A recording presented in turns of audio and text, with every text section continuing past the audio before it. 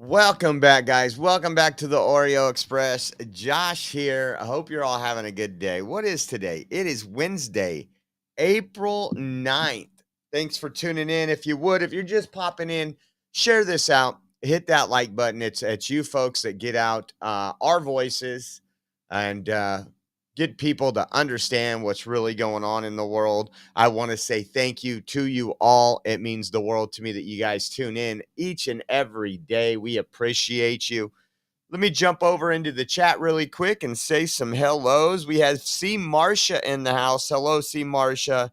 Trina's in the house. Cade, Texas says howdy to all my Oreo Army people. Let's see who else we got popping in. You guys got to watch your language. Pixie's in the house. The one, the only Cush Jar person. What else? Jan Garner. Good afternoon, Jan Garner. Sugar Bear. In 2 weeks from today, this is from Jan Garner. In 2 weeks from today, I'll be in my new house. I bet you that's that damn white privilege Jan Garner got. I bet you that was all white privilege. She went, looked at a house. They're like, you're white. Move on in.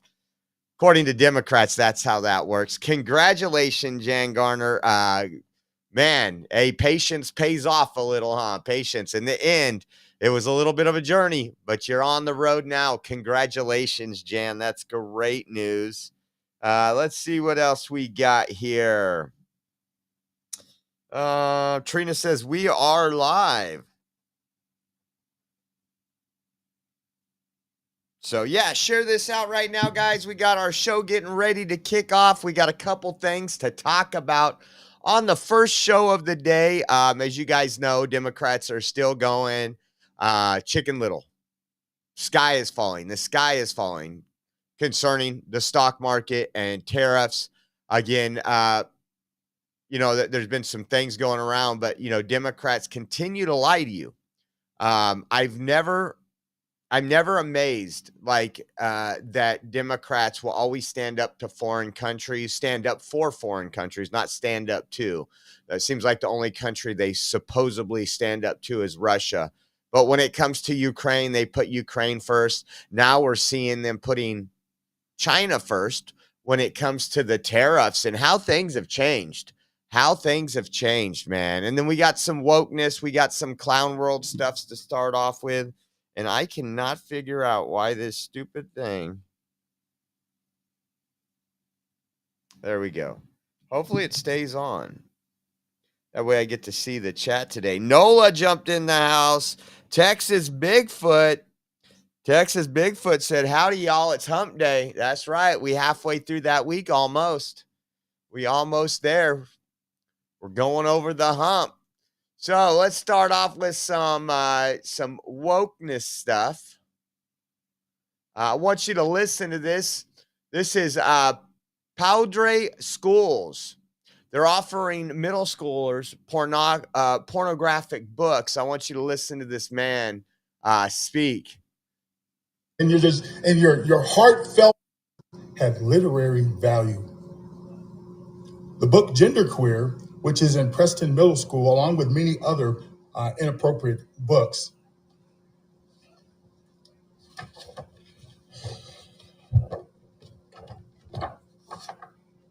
This illustration from Genderqueer shows a naked man on his knees with a full erection while fondling a nude little boy's erect penis. Please explain to the public the literary value of this material and why it is appropriate to provide this filth to children. This is a violation of federal law. Section 1466A, Title 18 of United States Code. Look it up. You'll go to prison for this. I hope you are all criminals, and one day you'll answer to these crimes and the harm that you have caused to children. Same book. That is a child sucking a penis. A penis, a child. This is in Preston. Look at the one right here.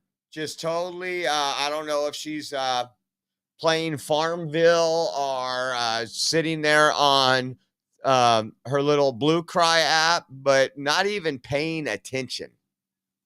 Middle school. Take your children out of these government schools. And parents, good people would never give your children pornography. I saw these beautiful kids today. I saw your passion, sir, Mr. Brockish. I saw your passion and your heartfelt emotion for these children. How can you sit there and give children pornography? How can you have compassion for these beautiful kids that were here today? Have that compassion, but you deliver porn to kids. We're not saying to remove the pornography. State of Colorado says it can be here. We're just simply saying give the parent the right. Man, again, it's gentlemen like this, and I tell you guys all the time, I hate keyboard warriors. I hate people that won't go to city council, that won't go to school board meetings. I hate people that just want to, and Pixie's going to get me on this one, bitch all day long. That's why I'm not part of a lot of the groups that I used to be a part of back in the day. Where you go to a meeting and you bitch about something for an hour and you come back the next month and you're bitching about it again. Do something. Do something. And again, I have a lot of great patriot friends that do something. They work tirelessly. They volunteer tirelessly. But if we're not out there actively getting viral, this will go viral. This will alert other parents. Hey, wait a second. There's a problem here. What was the name of that book? That was Gender Queer. I'm going to find out if my school district has it. Because eventually, when enough parents stand up and enough people start doing this, we have Trump up there. He's saying he doesn't want this, but he cannot do it alone. You know that Democrats are going to be behind against him. You know that the rhinos will be against him. And so, again, this is a fight for the future of this country. And there's a lot of fights, guys. There's a lot of fights. Choose your battle. How about that? Choose your battle. Don't try to do everything. If you try to do everything, it's not going to work. Pick a couple things that you can join, a couple things where you can sit there and say, you know what? I have a problem with what's going on in the schooling. I live in a state where they're coming after my guns and they're suppressing free speech here in my state. I'm going to pick those three things. When there's rallies, I'm going to go to them. And I'm not going to go to the rallies just to sit there and shake hands. I'm going to get names. I'm going to get numbers. I'm going to start connecting with these people. This is going to be a network. And I'm regularly going to be involved because that is what it's going to take, folks. I've seen groups make tremendous progress on things. A good example of that is just the things we've seen when it comes to Chino Unified School District, where the other one down south, where they literally elected MAGA hat wearing people to the school board, and they're like, nope, this is out, and just outraged. I mean, people from Los Angeles and all over from the left that wanted pornography in schools would travel to their school board meetings because they were being defeated. And that's what we need to do.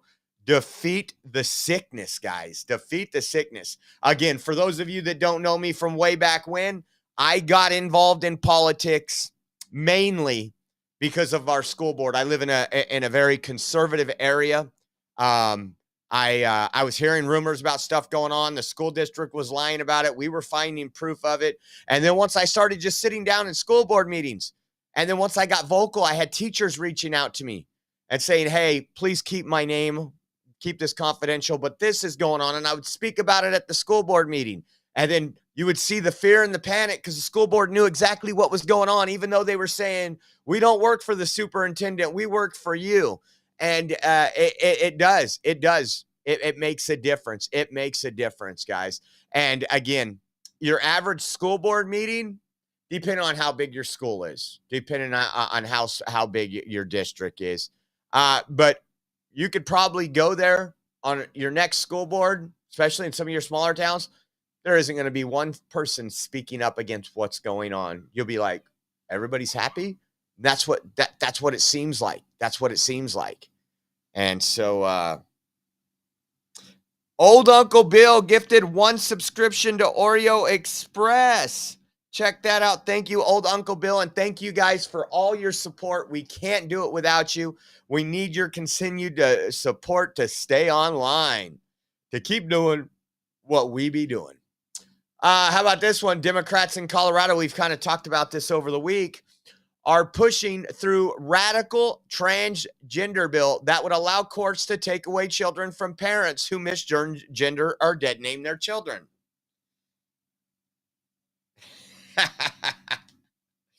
Oh, man. Got to be careful what I say. I don't need to knock on the door. But if the state ever comes to my door because my child has a mental health condition and I want to work on that mental health condition and I'm not going to play a make-believe game, I won't say their name's going to be dead, but I'll tell you what, there'll be some issues to face. There'll be some issues to face. This is disgusting. Let me show you this. Parental rights. I believe it's When determining custody cases, is the parent refusing to call a child by the chosen new gender identity? Alicia Acuna is for us in Denver now. Alicia.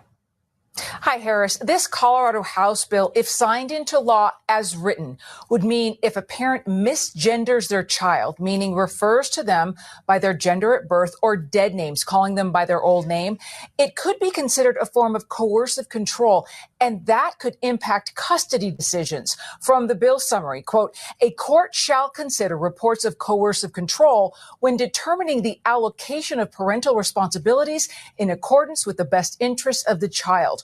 One of the sponsors of this bill says this is about protecting the child's best interests and the rights of parents who support the child's gender identity.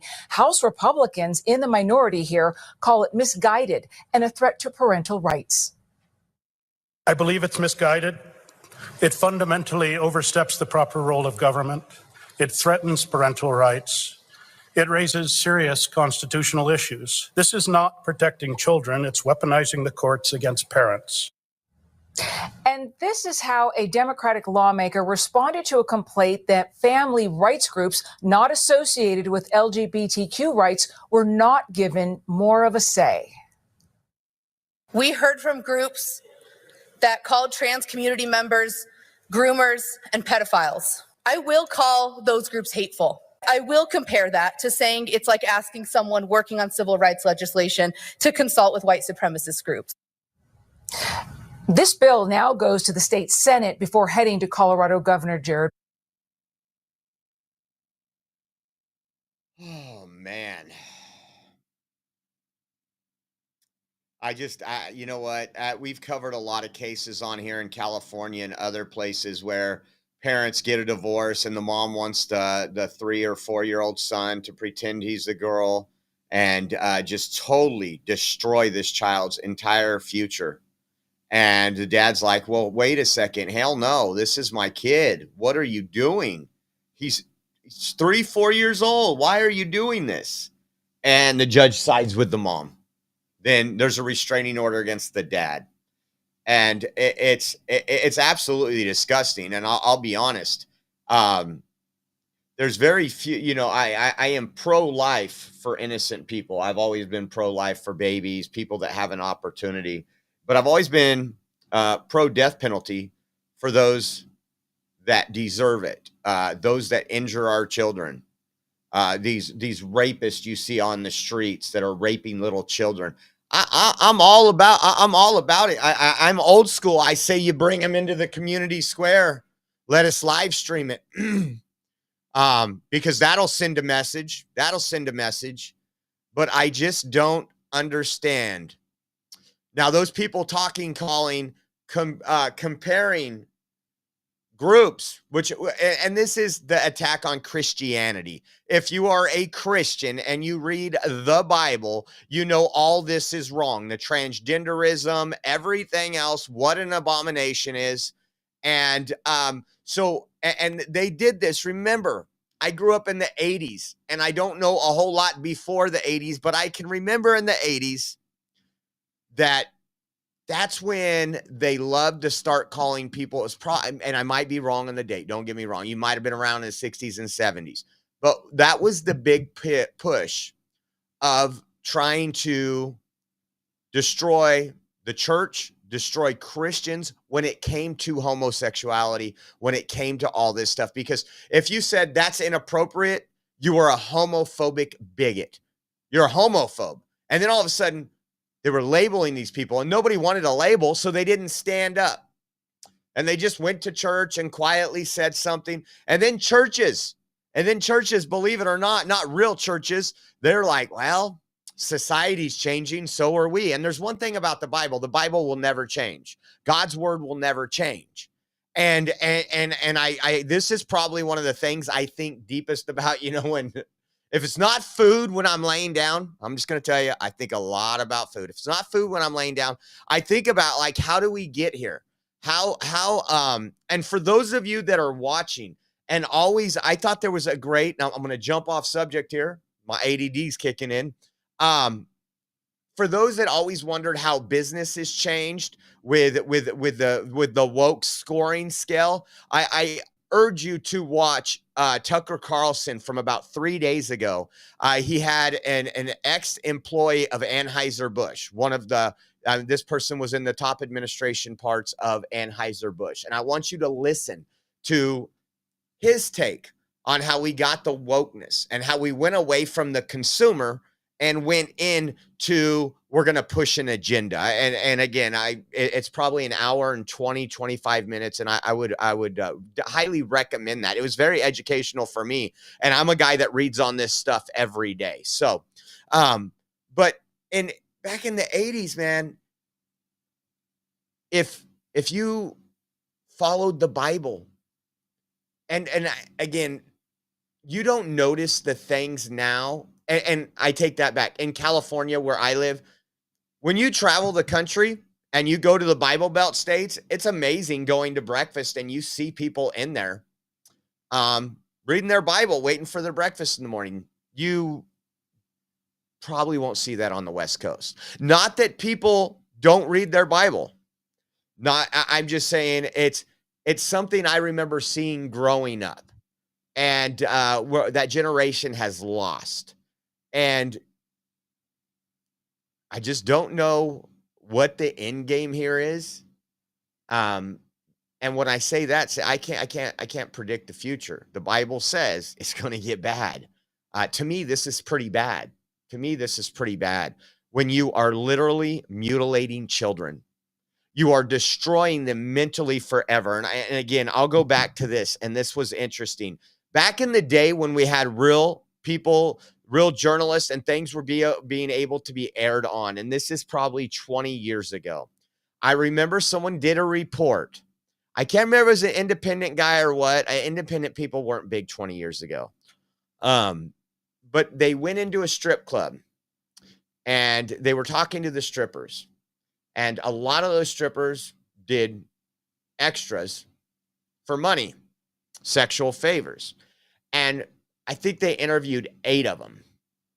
All 8 of them had been sexually abused as a child. Now, I'm not saying everybody that's sexually abused goes and does that. By far, that is not what I'm saying.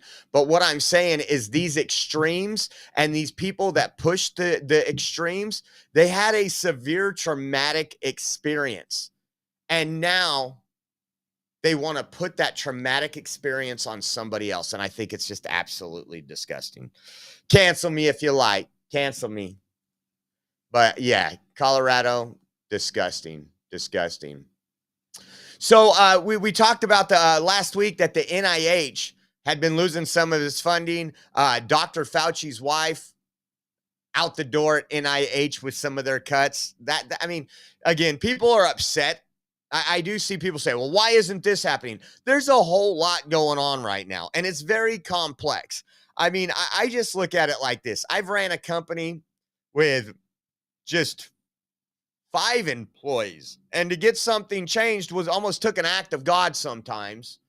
And then I've been in management of companies with hundreds of employees, and it's not everything happens overnight. But what we've seen so far from this administration, and sure, there's more. I can't believe that the Department of Education, all those things that I've been screaming for a long time. We're in the process of doing it, and we have activist judges fighting us. But when it comes to the NIH, there's nonprofits that work with them. And check this out.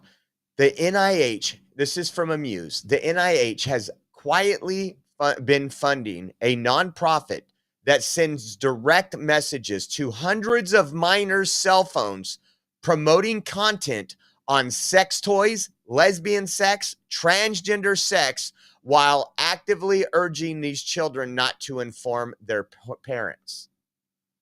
It says this nonprofit got $22 million in government grants to teach kids about sex toys. The Center for Innovative Public Health Research uses tax dollars for deviant projects. So again, when you hear something, or if you heard a commercial that said the Center for Innovative Public Health Research, you're like, legit, probably sounds pretty legit to me, right? Just like USAID, where they say US aid when it doesn't give any aid to the U.S. It actually steals your taxes and sends them somewhere else. But think about this. They were sending texts to minors' cell phones, your children, your grandchildren, and promoting content about sex toys, lesbian sex, transgender sex. But guess what, guys? They weren't using their own money. They were using grants, which were your tax dollars given to them by the NIH, the National Institute of Health. These people that are supposed to be the creme de la creme of health. Like if the NIH says so, you do it. I don't care if you've had 7 boosters already and you've had COVID 9 times. You get another booster. Again, these groups were created to destroy. And honestly, there needs to be a law passed, a federal law passed. So because we know states like California, they want your children getting text about sex and toys and transgender sex and lesbian sex. We see it every day, just like we just showed you in Colorado. They would prefer that. But if we had a federal law that classifies what sexual abuse of a child is, and it included some of this stuff, at minimum, I don't care. You're part of this public health research. You didn't send the text yourself, but you knew what was going on. You're an accomplice. You are sick and disgusting. You are a groomer and you are a pervert. It's just crazy. Just crazy. Check this out. Lauren Young, this is from Libs of TikTok. We talk about, and we got an update if you guys don't follow us on X, but the Clovis, the guy in Clovis, the couple miles away from you that keyed a Tesla, got caught yesterday. We're going to share that with you here in a little while. But we're seeing all this. We're seeing the violence. We're seeing everything again. We're going back to the summer of love. It's going to be a summer of love 2025. And I want you to look at this right here. Lauren Young, a Democrat campaign strategist who worked on Hillary Clinton's campaign, made a Facebook post suggesting that Iran target President Trump at his home in Mar-a-Lago. Literally. On April 4th, Lauren Young, why won't this pull up? There we go. Posted that. Look at that. West Palm Beach. He's on the golf course is what it says. Dear Iran, wanting a foreign country that has threatened your president, that has put a bounty on your president, and again, not giving the exact location. Iran has people in the United States that know where Trump is, without a doubt. But shouldn't there... I don't know. I don't know. Old Uncle Bill gifted 1 subscription. Thank you, Old Uncle Bill. We appreciate you. We appreciate you. Think about this for a second, guys. Think about that for a second. Dear Iran. Now, I'm sorry. I don't know what Lauren Young does now. We haven't Oreo'd Lauren yet, and we're not going to. There's a lot of people we're working on right now. But this person is in public with you at the grocery store, around your children, around your grandchildren. And if you're that mentally unstable to want a foreign country that wants to destroy not only the United States, but Western civilization as a whole. But you know what? Guess what? What does the other picture show? Let's see here. Shows her as a Democrat. This is your Democrat Party now, folks. If you're a Democrat, I'm sorry. If you tried to hold on for life and said, hey, you know what? We're just going through a phase here. We're just going through a phase here. Your party has become more radical and extreme each and every day. They don't even know how to define a woman. They want, again, foreign terrorist groups to come after and kill Donald Trump. And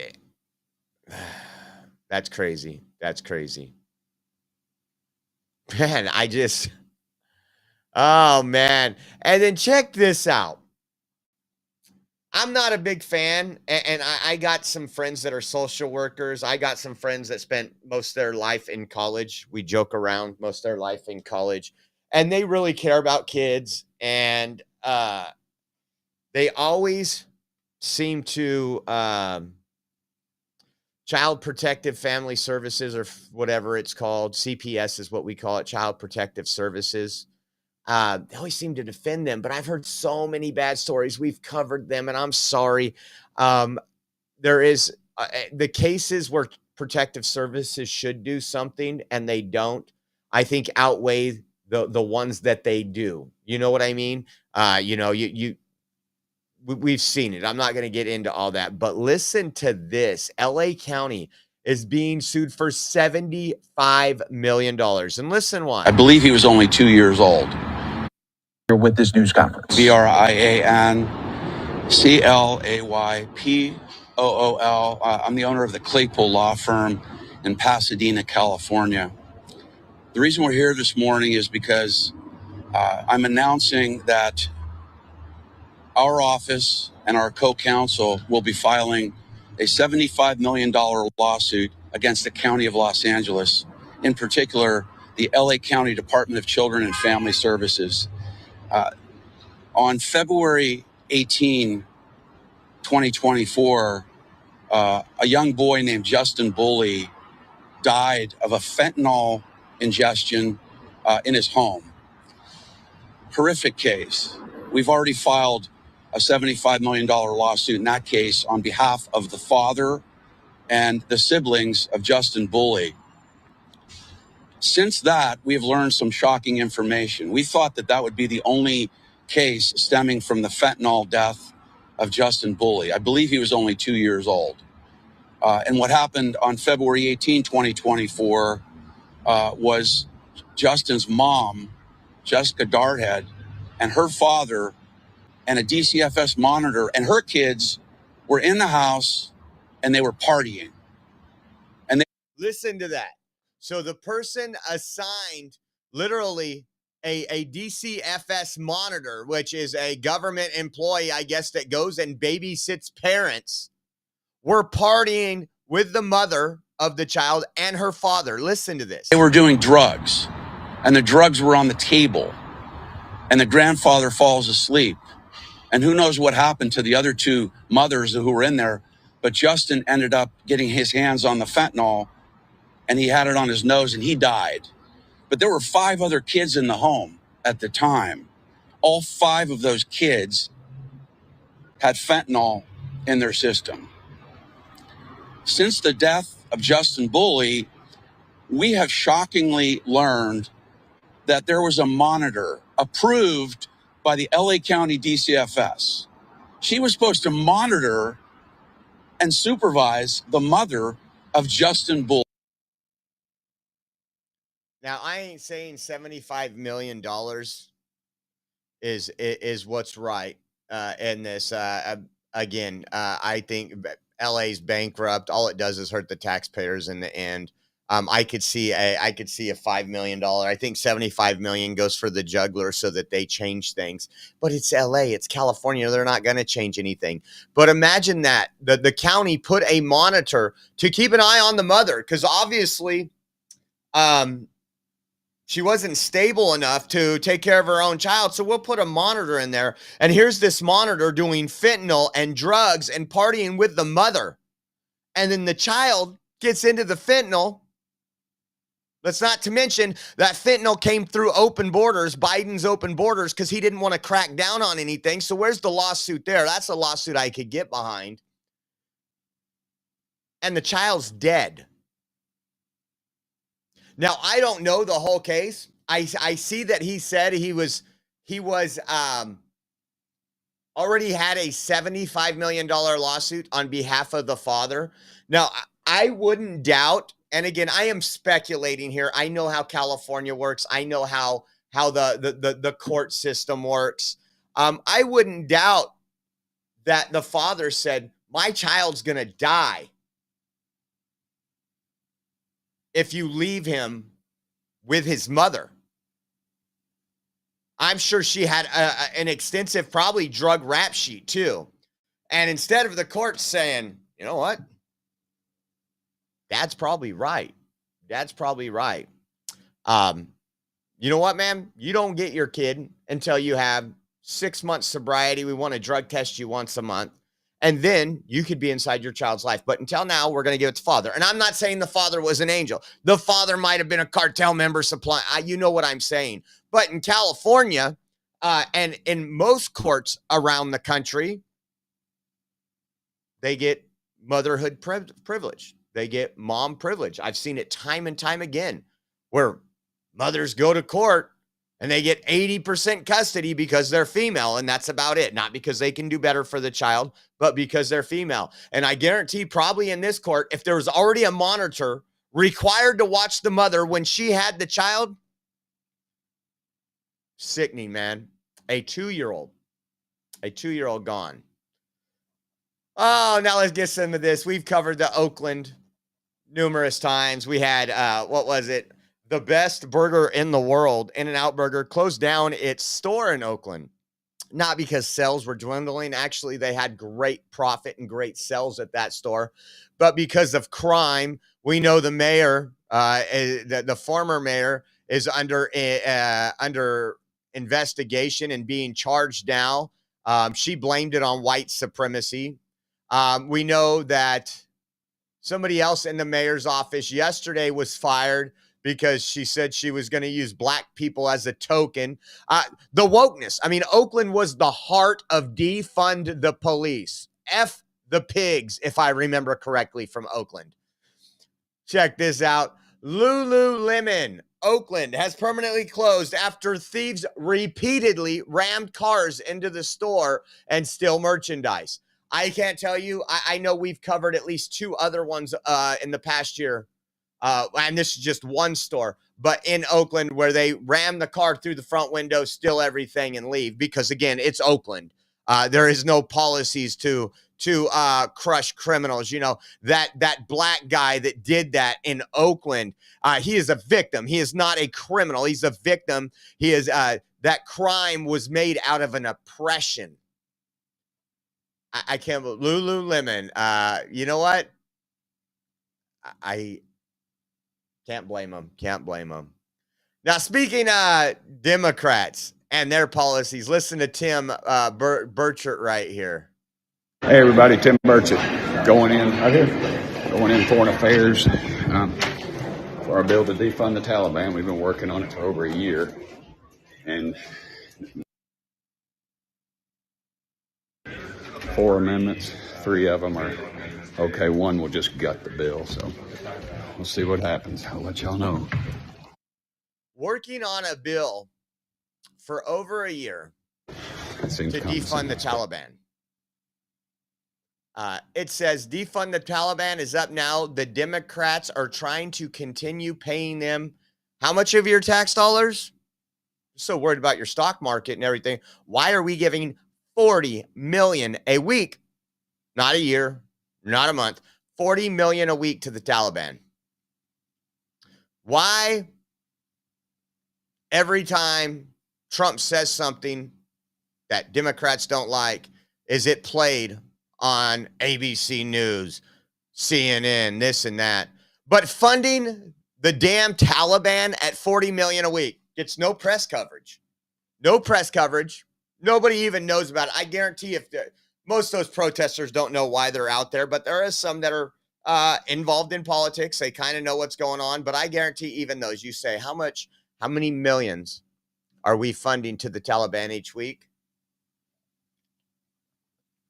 What do you think they're going to say? Oh, I don't know. Well, why don't you know? You're so worried about healthcare. What can $40 million do for healthcare? What can $40 million do for those kids in poverty? $40 million will feed a lot of kids. They don't care. They don't care about the kids in poverty. That's just their talking point. That's how they get at your heartstrings. Oh, man, these people are insane. Check this one. Tesla Cybertruck vandalized the party of tolerance, the party of coexist. Says help identify the suspect, an old man. And we're seeing a lot of old men and old women all caught up in this. Why? Because they're believing the lies of the Democrats. They feel that since Musk is part of Doge and Doge is only cutting waste, abuse, and fraud, they're going to go ahead. These old people watch MSNBC or watch their local news. They don't even know what a damn podcast is, half of them. They're going to lose their Social Security because that's what Nancy Pelosi and Adam Schiff said. So they're going to take out their anger on a Tesla vehicle. Take a look.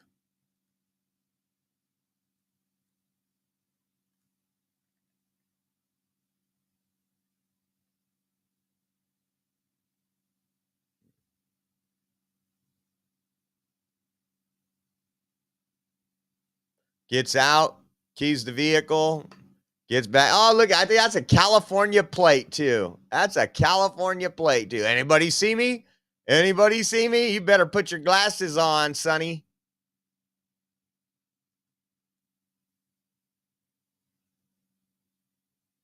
I wish they would start adding to this.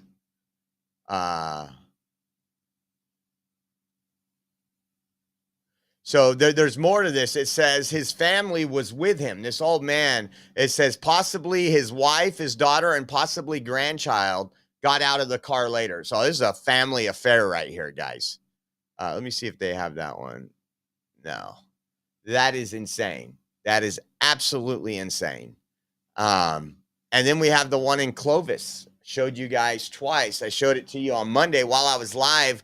My sister texted me and said, hey, have you seen this? And again, it was at the Save Mart down the street from here. And the guy looked familiar, but I just couldn't picture from where. And I haven't done my research yet. I do have his name. He ended up, and this is one thing, you don't want to commit a crime on camera in Clovis. I've told you guys, I think we probably have more surveillance in Clovis than Washington, D.C. does. I'm not lying. We if the J6 pipe bomber came to Clovis, we would get his ass pretty quick. That is no lie. We've even had, I won't get into the fake hoaxes we had, but take a look at this. This was the video here.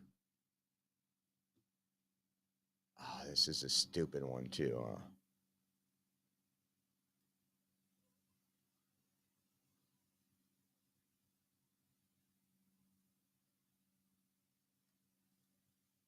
Let me pull it up on YouTube. I don't know why. If YouTube does this to everything that's embedded, but it's in other news. Stupid. California residents are going to be happy. Hold on.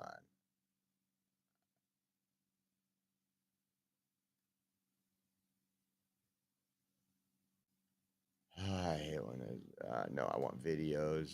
Videos. One day ago.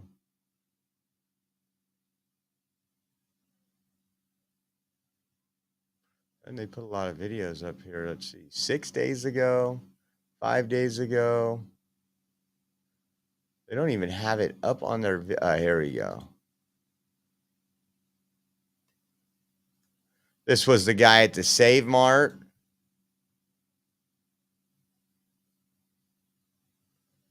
And he's got his Save Mart ad in his hand.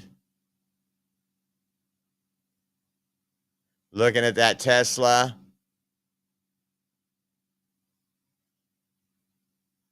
And his Subaru Outback.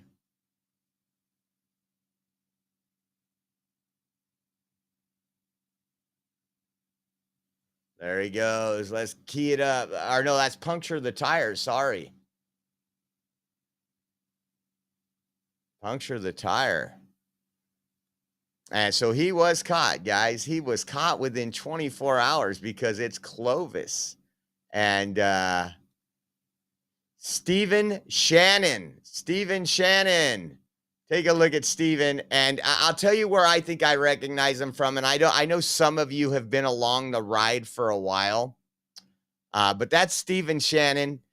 He has now been charged. I pulled up his arrest record. Let me, not his record, but his booking. So he was booked into the jail.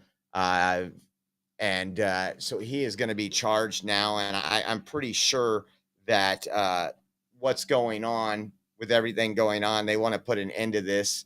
You know where he looks familiar from? And I could be totally wrong. Take a look at this guy. But if you remember back when we were doing, when I was with Ben at Frontline America, and they used to protest Devin Nunes's office here in Clovis, mile and a half away, right there on Clovis Avenue. And we would go out there. And I was out there once, and we were live streaming. I'm almost positive. And I haven't looked for the video yet because I don't have the video. On Frontline America, YouTube took down most of the channels. So I think it might be on Facebook. I would have to go back. And obviously, I have to get on somebody else's Facebook because I just can't enjoy my free speech still yet. But it was just 76 years old. 76 years old, Stephen Shannon. Let's see. I'm going to see if, well, see what his charges were. It said, a man police believe was caught on camera vandalizing a Tesla in Clovis has been arrested. Police arrested 76-year-old Stephen Shannon on Monday for the crime that happened on Sunday. Shannon lives in the foothills of Fresno County and drives a light green Subaru Outback. He was booked into the Fresno County jail and charged with 1 count of vandalism over $400 for slashing a tire on a Tesla. The owner says the tires are $500 a piece. He was issued a citation and a court date and released on bail. On Sunday, the Tesla owner reported her car was vandalized. She called Clovis Police Department to report a man parked next to the Tesla at the Save Mart on Herndon at 6:43 p.m. and slashed one of its tires. Video recorded the Tesla security camera, showed the man park his Subaru next to her car, get out, look around, and stab the tire. The report was taken for misdemeanor vandalism, and the damage was a slashed right rear tire. According to the owner, she's only had the Tesla for 6 months and less than 1,000 miles on the tires. You know what? I would fight this right here. I'd be like, I've only had this car 6 months. I want all my thread to be equal. This man needs $2,000. I need all 4 tires replaced. That's equality, right? You don't want, I mean, if we're going to be in, we're going to talk about equality, you don't want one tire having more thread than the other. So speaking of this, multiple Democrats have been on record and asked, hey, will you denounce the attacks on Teslas, the fire bombings? None of them have denounced it. None of them. Look at Chuck Schumer.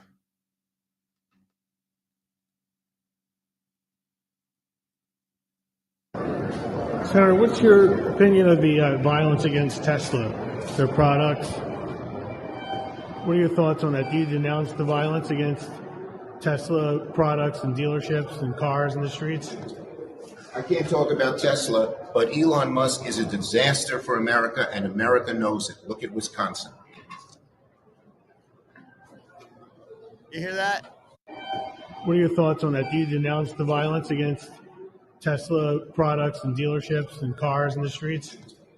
I can't talk about Tesla, but Elon Musk is a disaster for America, and America knows it. Look at Wisconsin. Can't talk about Tesla. He's a senator, right?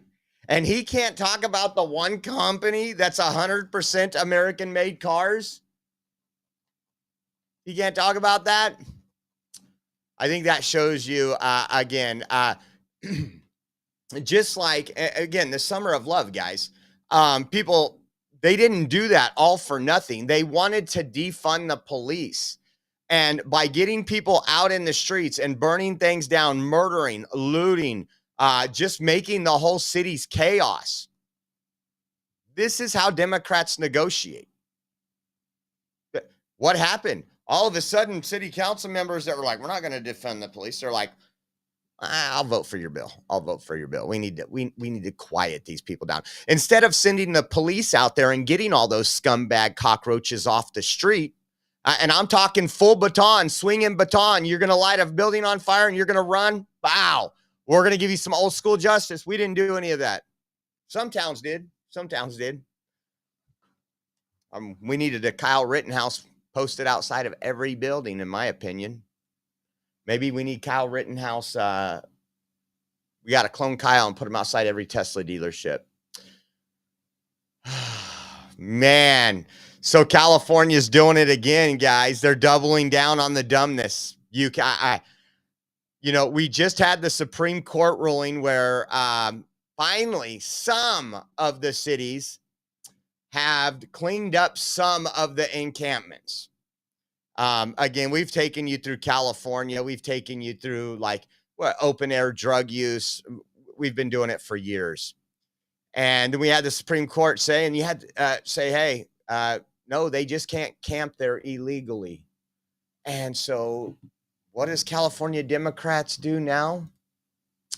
Proposed California bill would be a bar fining, arresting homeless people for camping. The Right to Rest Act, proposed by State Senator Sasha Renee Perez, a Democrat out of Pasadena, will be heard by a legislative committee this month.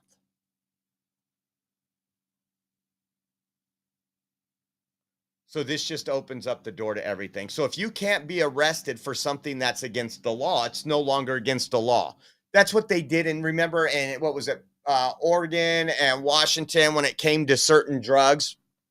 Well, they're not legal. Well, you decriminalize them. So if there's no, I'm sorry. I don't know anything more mushy than the brain of a retarded Democrat. I just don't. And, we've seen the outcome of what decriminalizing a lot of those drugs are in those states.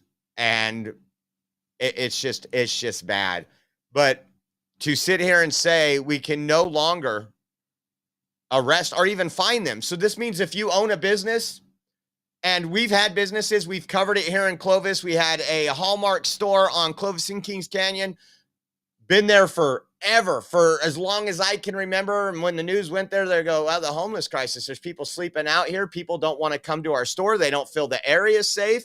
We've lost, 80% of business we just can't maintain. Well, thank you, Mayor Jerry Dyer.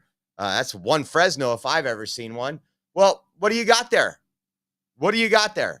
This right here, this bill. Take a look at this too. I think we have something else on it.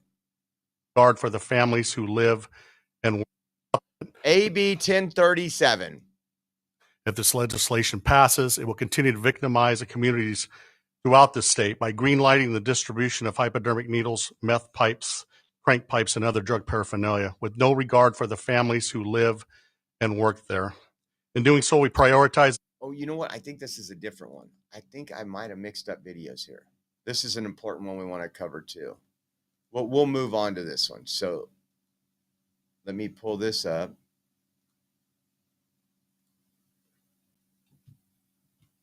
I think it might be in concert with that one.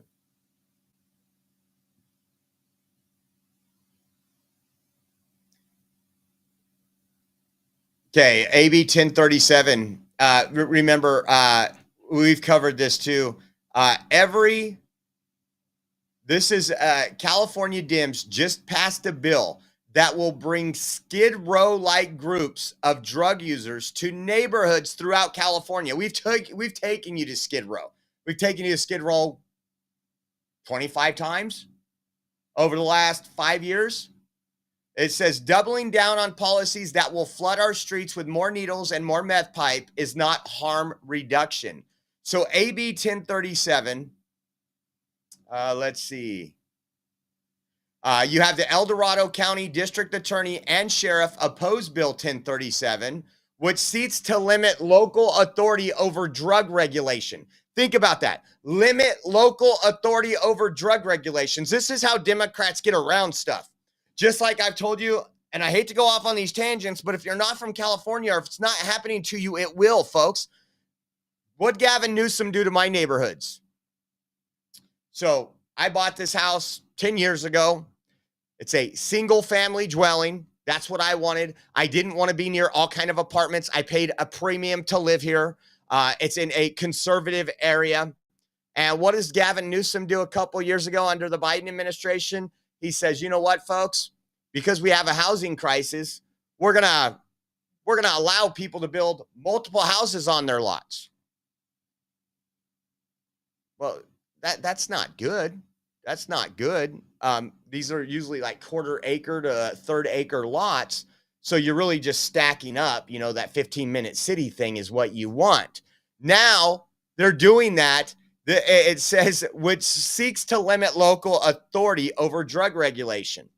So what they want, again, is their harm reduction. What is harm reduction?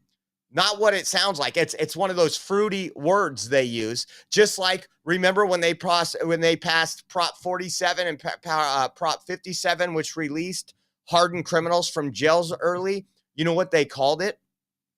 The Safer Neighborhood and Schools Act. I'm not lying to you. This is what they do. Because again, there's a majority of voters that don't do their homework. I know, and I'm thankful so many people. I probably am responsible for hundreds of votes in my city. People text me like 3 days before election time. Hey, haven't had any time to look at it. How do I vote? Because they know I'm on top of it. They know that I want to keep my area conservative. They know I want to stop crime. They know I want to protect our children. But a lot of people, they look down, Safer Neighborhoods and Schools Act. Well, that's a yes. You just voted to release criminals and rapists into your neighborhood. That's all you did. So let's go back to this video right here.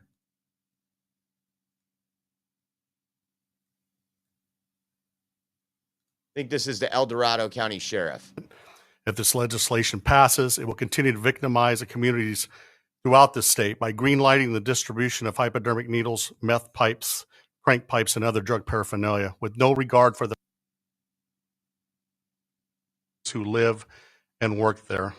In doing so, we prioritize the needs of a few at the expense of the many by placing the comfort of drug users above the safety and well-being of our greater California communities. Public libraries, parks. You hear that? By placing the comfort of drug users above our tax-paying, law-abiding citizens. This is what Democrats stand for, folks. And again, this Gavin Newsom could pretend he's a moderate all of a sudden. He has no problem with these policies. And other community spaces are already suffering under the weight of this failed harm reduction experiment. AB 1037 will only make it worse. Just this year, El Dorado County experienced over 28 wildland fires linked to the unhoused population. Hear that? Climate change, folks. He's bringing up climate change again because he just said 28 fires due to the homeless. And Democrats call that climate change. I guess their reasoning is now, I seen someone shift the reasoning. It wasn't because of the heat or the cold, but the climate change has now caused homelessness, which in turn has caused them to light fires outside, which in turn has caused the fire. Oh my gosh. Many of whom are battling addiction. Thankfully, these fires were contained, but we may not be so lucky or fortunate the next time. We know that cooking illegal narcotics often involves open flames, especially among individuals experiencing homelessness and addiction.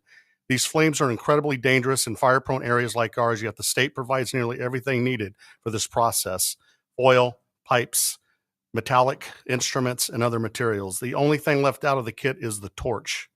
Why would we supply tools that enable high-risk activity in our most vulnerable environments? That's not a public health solution, it's a public safety hazard, and it puts entire communities at risk. At a time when the opioid and fentanyl epidemic is claiming thousands of lives across California, the last thing our state should be doing is softening this message around illegal drug use.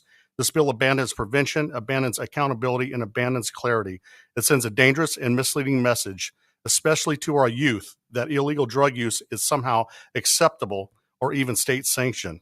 That is not harm reduction, that is harm enrichment. Law enforcement will be stretched thinner and more time spent responding to overdoses, fires, and disturbances, and less time helping those who truly need protection.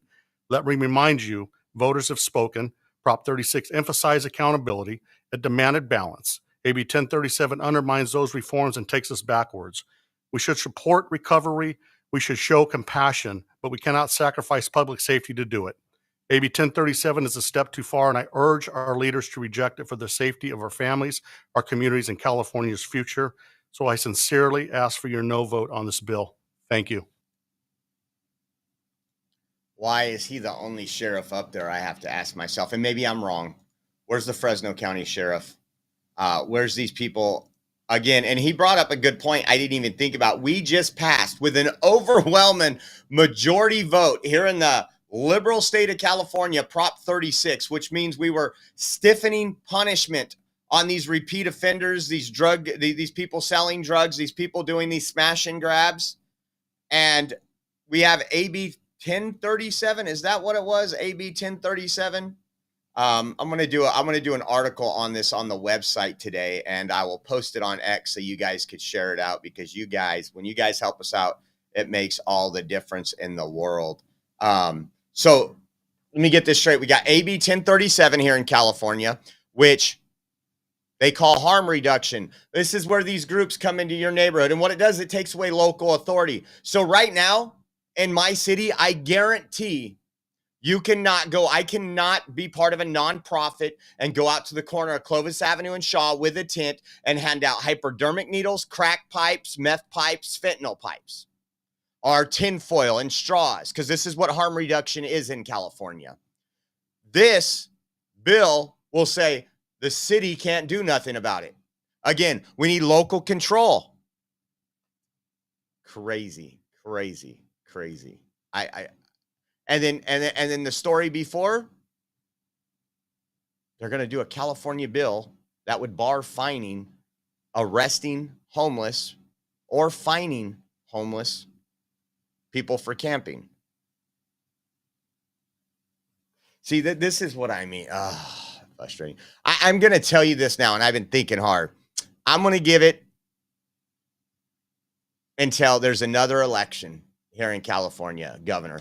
If we can't get some type of, I don't care, a moderate with some common sense, there's some Democrats I would be okay with being elected in California compared to what we've had. Because you're not going to go from black to white in California. You think you're going to get some MAGA conservative elected? The only way that would be happening is if the legacy media, what everybody watches, was held accountable for their lies. And that's just how it is. There's not enough of us. We are spread thin. The Patriots are spread thin. They're tired in California. They work their tail off so that they can do these events, so they can get out and network, so they can build up a coalition of California First, America First Patriots. And you can only do so much. And we still have in California a good amount of people that would support what we do, but they won't get off their couch, or they won't put their face out there so that we can actually get done what needs to be done. I promise you, you're not going to elect a Republican governor at this time under the current circumstances. And I'm not bashing anybody that's out there volunteering. I'm saying thank you, but you need some help. You need a lot of help. I've been there with you. I've been there on the ground. I covered what, like 17 different recall Newsom rallies up and down the state. I've seen all your hard work, but you guys need some help. You guys need some help. Check this out. We're going to get into a little bit of tariffs things. And, man, Chucky Schumer, he's all for those tariffs, right? Let's take a listen.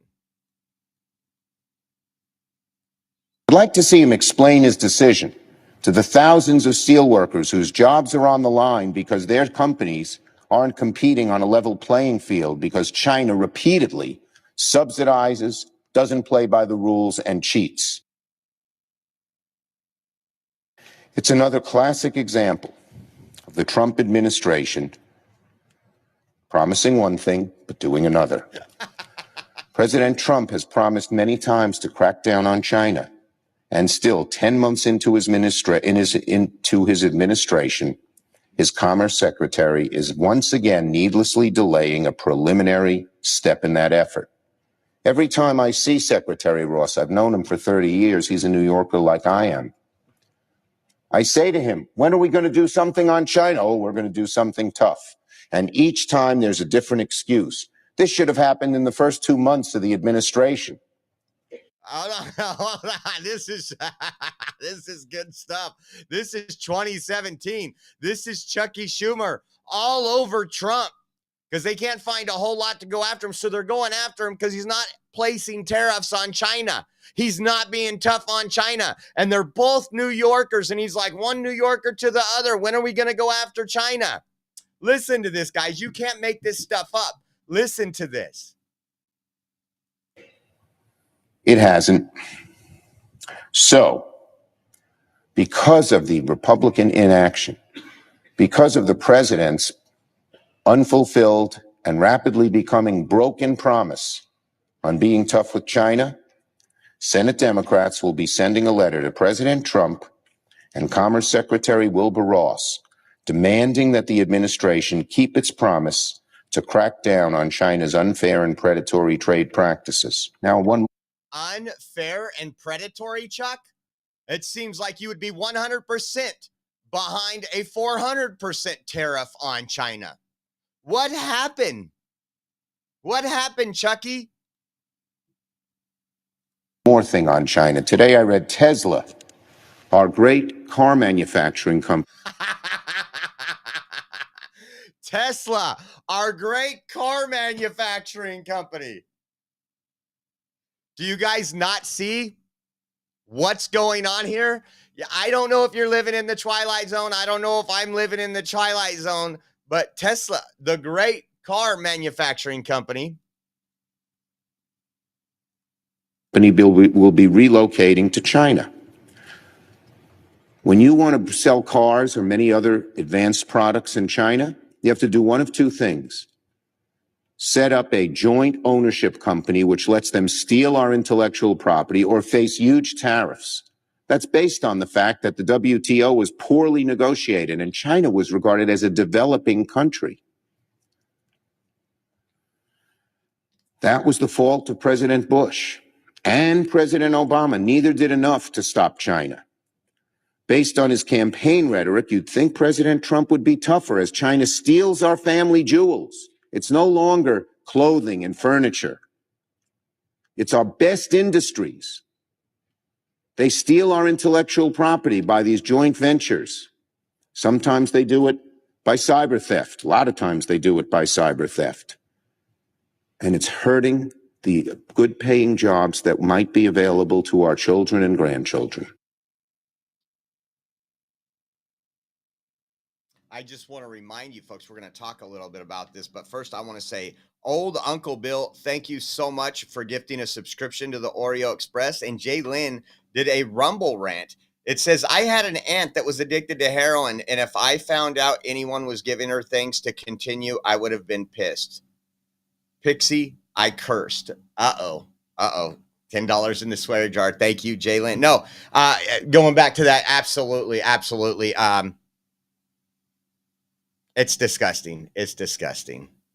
But Chucky was so mad in 2017, and then Joe Biden got elected, selected. I like in 2020, and I didn't hear Chucky talk about all these tariffs anymore. I didn't hear Chucky say, well, why is the administration, what about the great American car company Tesla? I mean, there was a whole lot of clips or sound bites in there that is just epic compared to what we've seen over the last. Again, we have Chicken Little. The sky is falling. The sky is falling. And the same people, Pocahontas, Chuck Schumer, all these people that are saying, hey, we're hurting the American people, and they keep bringing up the stock market. Now, I get it. A lot of us have 401ks. A lot of us have, I would say, minimal investment in the stock market. And I don't think many people could argue with me, because we're going to show you some facts here in a minute of what percentage of Americans, or what percentage of the stock market is owned by who. And I'm not in the top 50% of Americans. I'm not. I'm working on getting there with your help and your love and your support and your liking. Maybe someday we'll get there. But we're going to go through this. Look at this. Catherine Clark. Get a load of this. Today, Trump slapped a $3,800 tax on American families. Now, I don't know about you, and obviously there is going to be some fluctuating of prices. I go to the grocery store. I went twice over the weekend. It is now Wednesday. We'll go back Saturday. And I showed you guys the article from Save Mart, a local retailer here, grocery store. And they were bragging about how low their prices were. And Save Mart's not the most affordable place to go. We go there for sale ads. We don't go that's the rich man store is what we joke about in this family. But it says inflation is gone, prices are down. That was their advertisement. But today, Trump slapped a $3,800 tax on Americans. This was 3 hours ago, 2 hours ago. Says Republicans have the power to cancel his reckless tariffs, but instead the House GOP is going out of their way to protect him. Now, how can I prove this is a lie? Because we've covered since day one. We covered since day one what the Democrats were saying. Soon as Doge came out, they said, yeah, but we want to cut waste, abuse, and fraud. Soon as Doge came out, oh my God, they're going after the NGOs. That's our cash cow. They were outside. They got up earlier than I've ever seen Democrats get up before. They were out there protesting themselves in front of the Capitol, in front of DC. Remember that? And then they were saying Donald Trump and President Elon Musk, do you remember, are taking away your Social Security, taking away your Medicaid.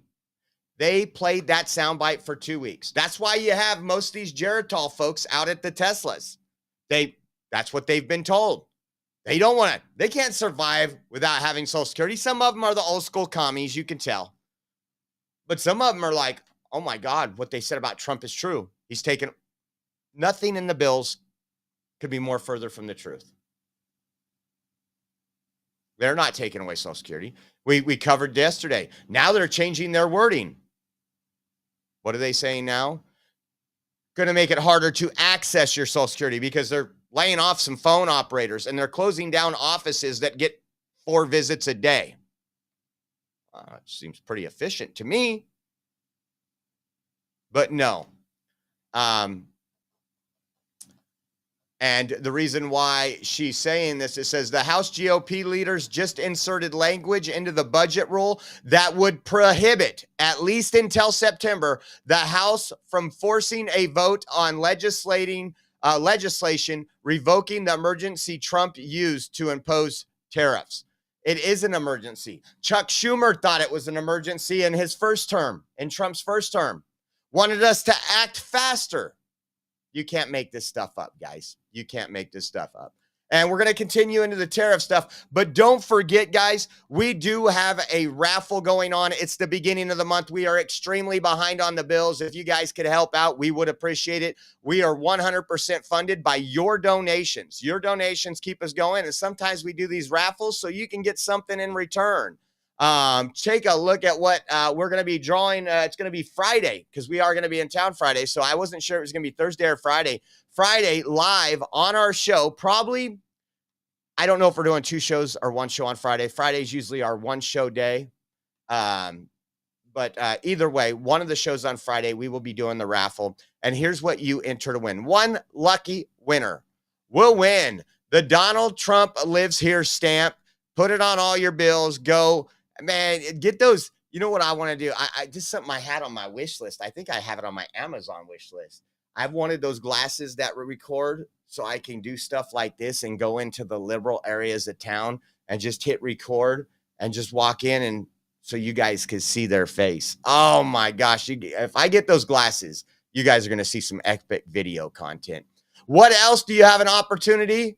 One lucky winner will also receive the Keep America Great Trump can koozie with the Trump hair. Great, man. You got to have this for 4th of July. We get this 8x12 sign. It says, "This place is politically incorrect. We say Merry Christmas, one nation under God. We salute our flag and give thanks to our troops. If this offends you, leave." And we, the people, have had enough decal, guys. So without you guys, we can't continue. The way you get entered in is any donation of $10 gets you one entry. So if you do $30, that's 3 entries. We pick your name, you email us your address, and we ship you a box of goodies. That's how it works. You can go to donations, Venmo, at Oreo Josh. That's at Oreo Josh. Cash App, $ Oreo Army.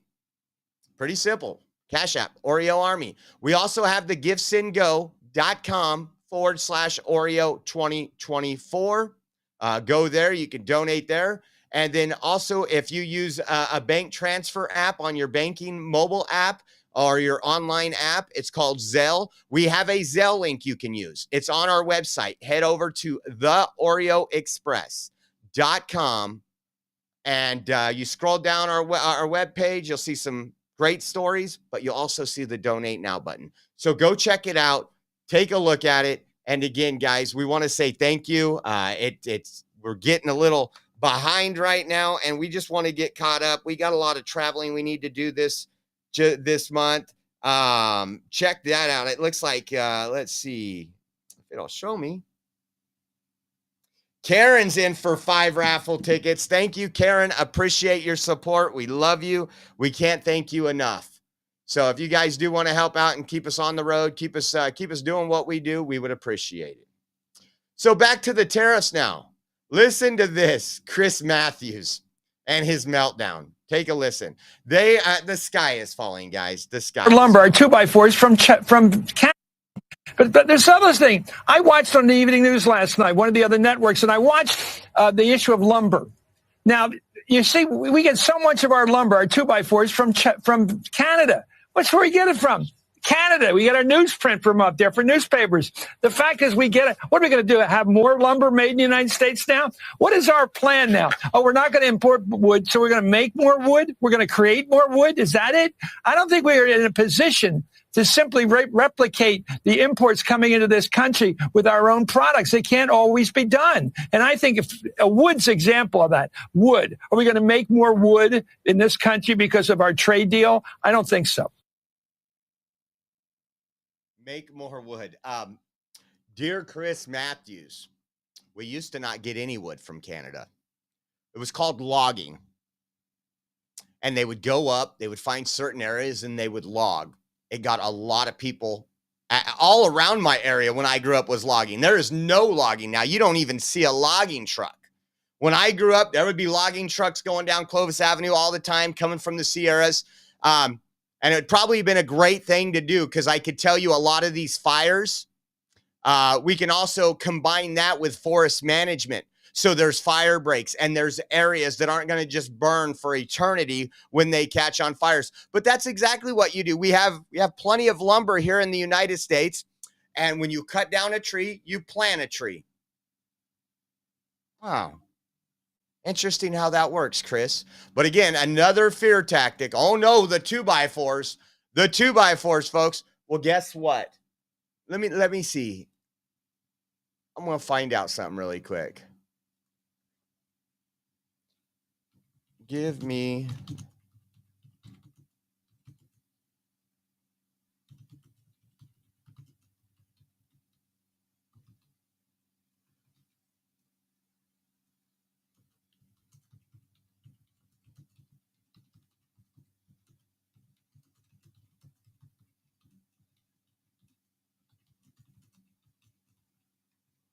Okay, so we're going to go the last 40 years. And I ask, give me the numbers of the logging industry by numbers of employees here in the United States over the last 40 years. I don't know if it'll, okay. Okay, estimated employment. While exact annual figures for the logging industry alone are not consistently reported for this time period, broader mining and logging data from the Bureau of Labor Statistics, which is what our government use, it says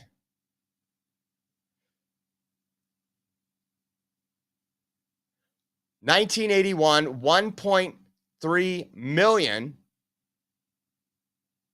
Hold on. Let's go to the 2000s now. 1.3 million. Logging as of 2001, 79,000 employees. 2000, that was 2001.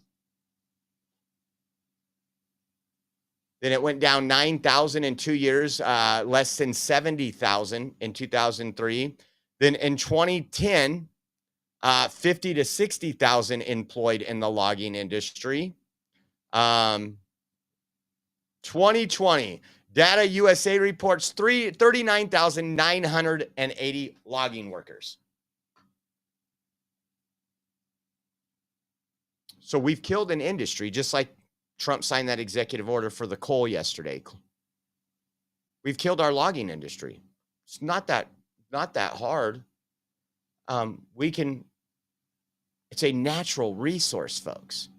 And I know we have all these environmentalists and everybody else that, it's just crazy. And those folks that have lived up in our mountains and that lived up in these communities, we go up there all the time. We talk to them. Logging was great for some of those communities. You want to talk about a big boost in some of those communities for the stores, the areas, the price of housing. They would love to have logging back. Now listen to Kevin O'Leary here, and I like this. He goes, gangster. They've been in the WTO for decades. 104% tariffs on China are not enough. I'm advocating 400%. I do business in China. They don't play by the rules. They've been in the WTO for decades. They have never abided by any of the rules they agreed to when they came in for decades. They cheat, they steal IP. I can't litigate in their courts. They take product, technology, they steal it, they manufacture it, and sell it back here. Never has an administration. 400% tariffs? What would that look like? I want Xi on an airplane to Washington to level the playing field. This is not about tariffs anymore. Nobody has taken on China yet, not the Europeans, no administration for decades. As someone who actually does business there, I've had enough. I speak for millions of Americans who have IP that have been stolen by the Chinese. I have nothing against the Chinese people. They brought great literacy, art, and tech to the world. The government cheats and steals, and finally, an administration, you may not like Trump, you may not like his style or his rhetoric, finally, an administration that puts up and says enough. 400% tariffs tomorrow morning. He'll tell you why. Xi can only stay the supreme leader if people are employed. If we wipe out any business there, because we are still 39% of all consumables on Earth and 25% of the world's GDP, America is the #1 economy on Earth with all the cards. We will not have that forever. It's time to squeeze Chinese heads into the wall now. Well, hold on a second, Kevin. Well, I hear you, but hold on. If we're talking about people, the average consumer, not necessarily the head honchos of businesses all across the globe, can they withstand the pressure of that sort of tax on the goods? It's short-lived. There will be. But what's your timeline compared to, you don't know? It's short-lived. Again, this is where Europe, and we've kind of discussed, this is where Europe has a great opportunity to mend some fences with the United States. Europe, and they've just added a tariff to us too, from what I understand. It's so many billion, 32 billion. Some of it's going to go in effect next month. Some of it's going to go in effect in September. Just stupid. They don't know how to play the game in Europe. Trump knows how to play the game. But But this is highly important because I tell you, I come from the supply chain background. It's what I absolutely love. We were forced to go offshore to China because of the policies of previous administrations, both Republican and Democrat.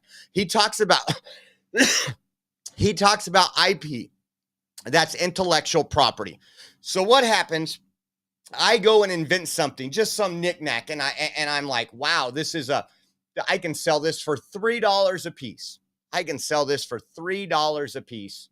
All right, let's go $5 a piece, just for craps and giggles. I didn't say the other words.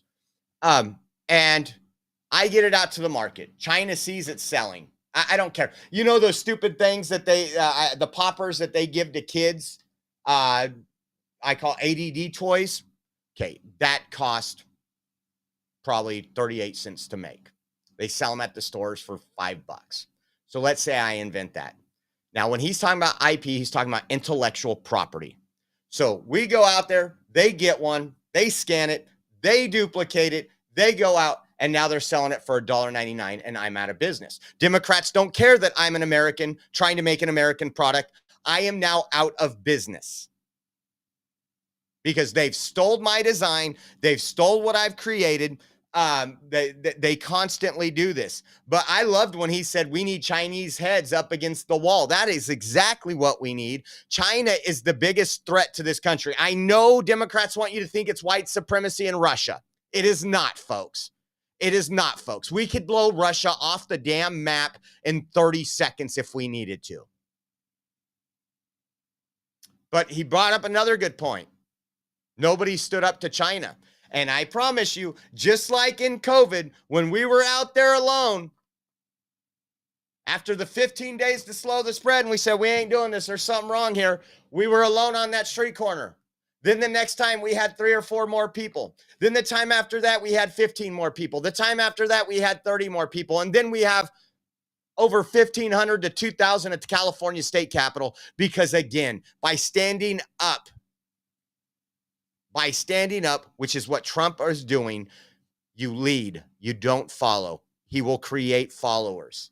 And again, we heard what Chuck Schumer said. Chuck Schumer, and I'm going to go back and play some of Chucky's speech here because it is important. Listen to what he says about China and what it's doing. It's another classic example of the Trump administration promising one thing but doing another. President Trump has promised many times to crack down on China, and still 10 months into his administration, his Commerce Secretary is once again needlessly delaying a preliminary step in that effort. Every time I see Secretary Ross, I've known him for 30 years, he's a New Yorker like I am. I say to him, when are we going to do something on China? Oh, we're going to do something tough.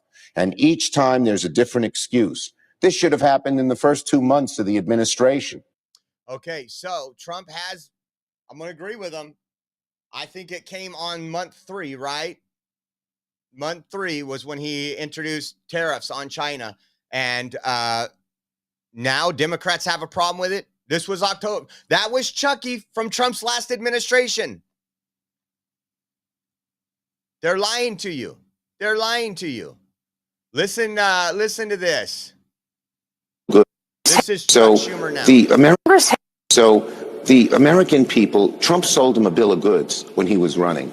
They're very quickly getting wise to him. And we're seeing that in how the American people are reacting to Trump. I think a lot of them are feeling that Trump is betraying them. On the tariff issue, you've been in the Senate for more than a quarter century. Look at that face. You've been in the Senate for more than a quarter century. Another reason for term limits. I'm all for term limits. But he's doing exactly what you demanded him to do in 2017. But because it's going to make America stronger and it's going to make Democrats lose power for probably decades. You're still going to have the nutcases, the men pretending to be women outside of state capitals and in front of Teslas, but your power and control that you want to hold on to so tightly is gone because this is temporary. The stock market is temporary. Everything is temporary, and it was great that somebody got called out at a town hall. I wish I had the video up.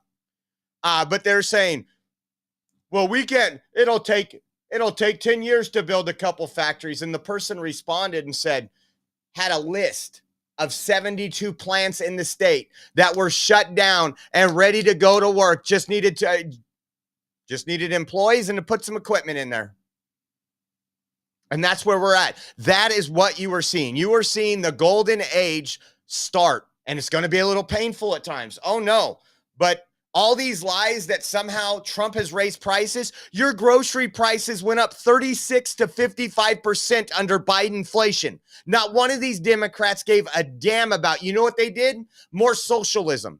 They said, well, we're going to have to give more EBT because these people that were living off $600 a month, it's not cutting it now. We're going to raise that to $828 a month. So they're going to stay quiet because they got food on their tables. And who'd it hurt? The lower income and middle class that don't get EBT. The Democrat government wants them to. They want everybody living off the government. It's just absolutely insane. How about this right here? What was the next one that we had on here? Now I'm playing this because we've been lied to for quite a while. I don't think Matt's in here. Matt's probably out paying taxes for some illegals and some EBT holders somewhere. But me and Matt, during the debate, we did the Trump-Biden debate together on a live stream here. It was absolutely horrible. At the end of the debate, Biden needed help getting down steps that were about 4 inches. And that's when Democrats turned on him. They were lying about him the whole time. They were lying to you about him. He's sharp as a tack. I've known this man for 30-something years. I've never seen him brighter. That's what these people, George Stephanopoulos, everybody else, going to work and covering up for him.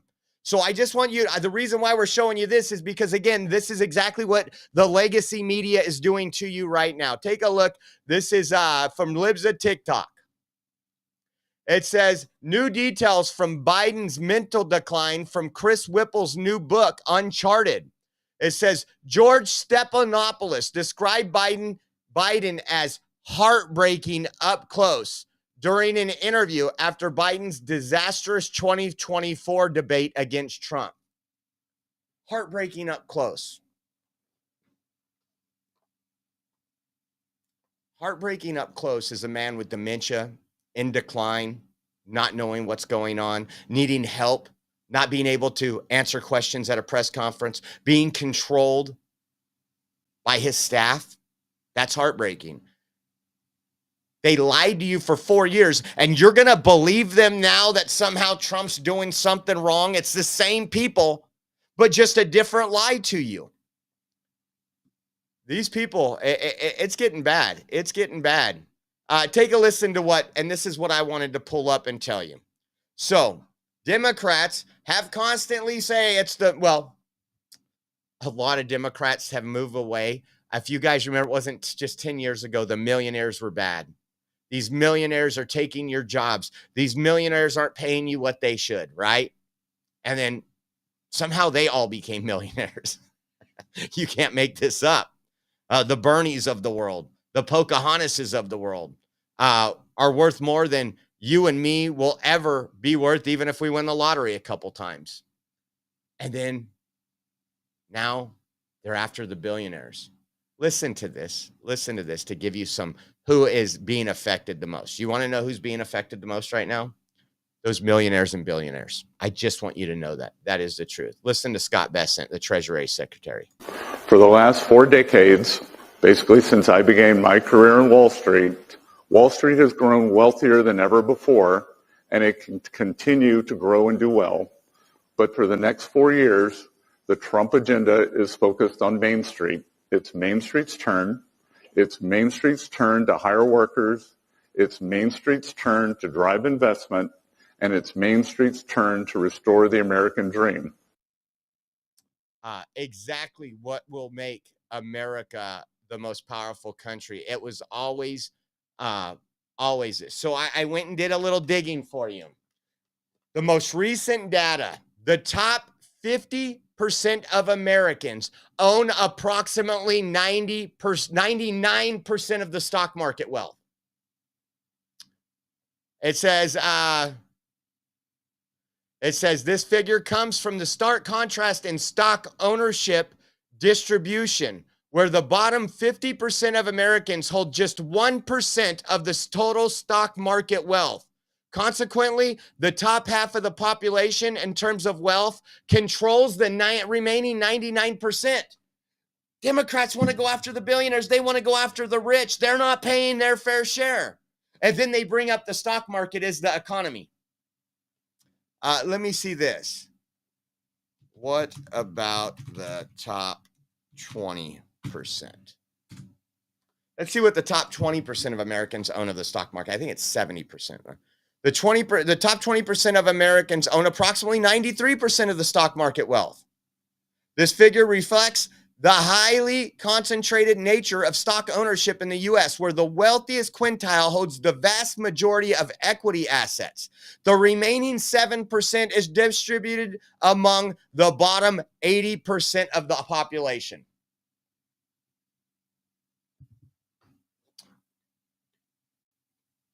Now, I wish we could have a larger show where we're on prime time, because this is what Americans need to hear, the truth. These aren't numbers anybody's fudging.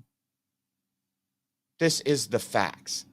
The top 20% of Americans own approximately 93% of the stock market wealth. And I get it. And I get it. 401ks are down a little. This is happening. Guys, this is all temporary. And again, the Democrats want that because they have nothing on Trump right now. They know there was an overwhelming mandate to put this guy in office, to shut down our borders, to put tariffs on other countries, to rebuild America back to its golden age. And that is what Trump is doing. What else do we have on this? Not sure if we have much more on this. Let's see. And Trump's tweet, check this out. Be cool. Everything is going to work out well. The USA will be bigger and better than ever before. And you know what? China is sitting there, and guess who they're applauding? China's applauding the Democrats. The Chinese don't have to fly into the United States and negotiate. The Democrats are doing their bidding. The Democrats are doing their negotiations right now. They're trying to block Trump tariffs. Think about that. Democrats want to block the tariffs on China, the same ones that they were saying needed to be put in place. And they're putting bills and trying to pass bills. And then every time one of their bill fills, what do they tell you? Oh, guys, that was a $5,300 tax. They can't get their numbers straight. It looks like they got a memo to stick around $3,800 now. Last week it was $4,400, $4,200. I seen $5,600 from an elected representative. But again, I think out of all the countries, China is the most important to penalize for the penalties they've put on the United States of America for so long. And again, if these companies want to do business in the greatest country in the world, which is the United States, they can move some of their manufacturing back here. They can invest in America, invest in American workers. And guess what? There's no tariff there. People are saying, well, Jasmine Crockett, what'd she say? We won't even bring that up yet. I think that's happening later in the show. Oh, what happened? Let me see something really quick. Damn it. I hate when I do this. Hit the wrong button. Let me put this over here. Put this over here. Whoa. Okay, there we go. Let's see if this might have been I might have been doing this all for nothing. This could have been the right one. Be cool. Yeah. Okay. So this was the next one. So ABC News reports House Republicans are plowing ahead with a vote on a Senate-approved GOP budget blueprint on Wednesday, despite opposition from rank-and-file lawmakers. The House Republicans tee up vote on Trump-backed budget blueprint despite hard-lined opposition. I'm going to tell you, like I said before, there's a lot of chaos in the Democrat Party, and we went through years of chaos.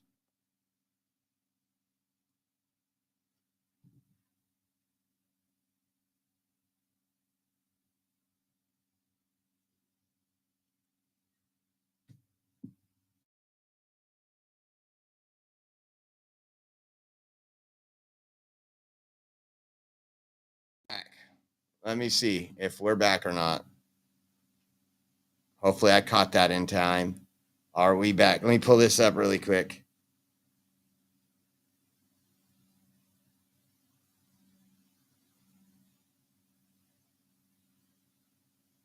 You guys good there?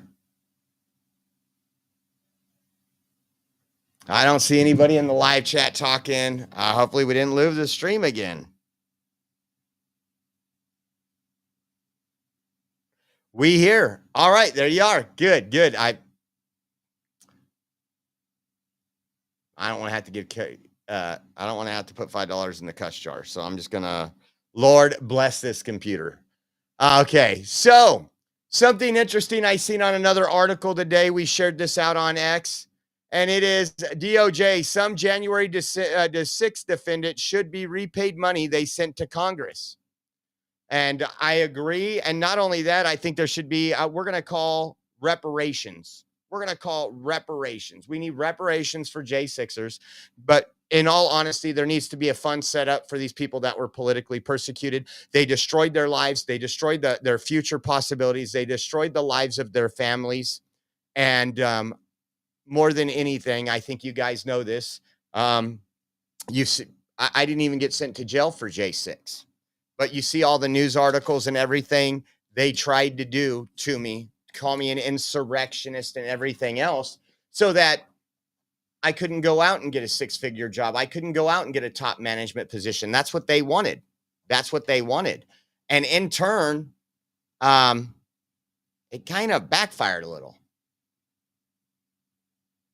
Because I think I can do more damage with them traveling against them, doing our shows, spreading the truth than I ever could working 8 to 5 at a manufacturing company doing purchasing. I think some of y'all would agree, and you guys have supported me for that. But again, a lot of these people, they paid restitution after, oh, you got to do this much restitution. You got to do this much restitution. They should get that money back and then some. And I know there's some lawsuits going on right now against the DOJ, and I hope those J6 defendants win. God bless them all. God bless our patriots. We have 2 gifted memberships from old Uncle Bill right here. Thank you, old Uncle Bill. Sep was gifted one, and Mimi Duck was gifted one. Give old Uncle Bill a shout out, guys. And I seen you guys were talking about some of the stock market. I haven't looked at it in a couple of hours. Again, the only reason I would look at the stock market right now is to buy, and I have no money to buy. But I think some of you guys were talking about Rumble. We'll pull that up because I do own 100 Rumble shares. Let's pull that up.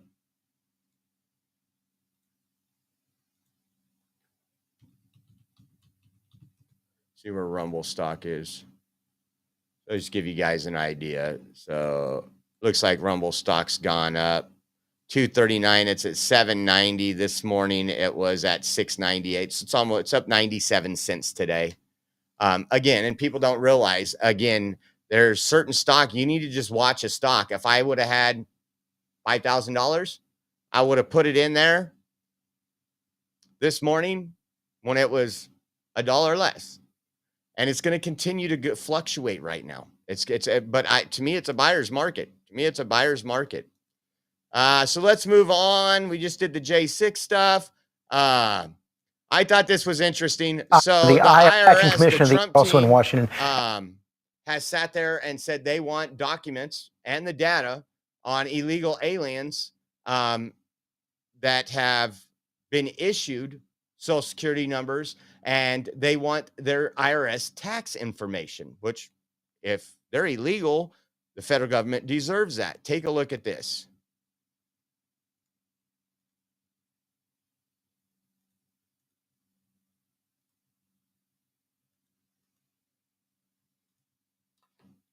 Acting Commissioner of the IRS is resigning over a new deal that will share the tax data of immigrants with U.S. immigration agents.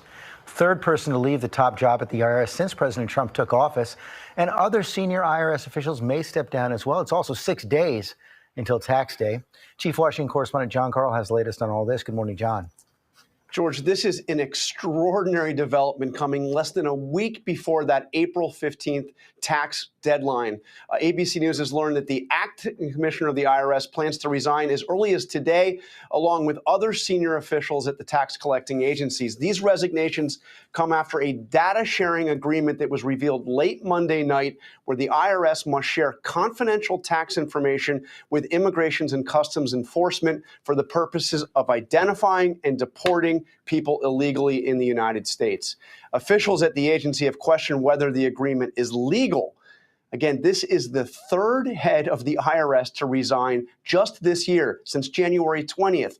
And all of this less than a week before the April 15th deadline for all of us to file our taxes. George? Yeah, and Oh no, the deadline's coming. They can't resign. Well, good. That goes to show you these people were not acting as an employee of you, the federal taxpayer. They were acting as an activist that wanted to keep information that was pertinent to Immigrations and Customs Enforcement. They wanted to keep that information away from them, from law enforcement. It's just crazy, guys. It's just crazy. I'm glad she's gone. Don't let the door hit you where the good Lord split you, and we're going to move on, right? We're going to move on. And thank you so much. Bobby Rogers gifted a couple memberships as well. Thank you, Bobby Rogers. It's good to see you in here. Hope all is well. And again, I think that person did Donald Trump a huge favor, because that person was probably on the chopping block. They were just getting all their I's dotted and T's crossed. Oh, I did see one. I got to show you this. It was Tim Burchett. Watch this. This tweet, and I was a little upset that I didn't think about it first. Every once in a while, we get one of those. Let me see if it was on his. Nope. It's on his.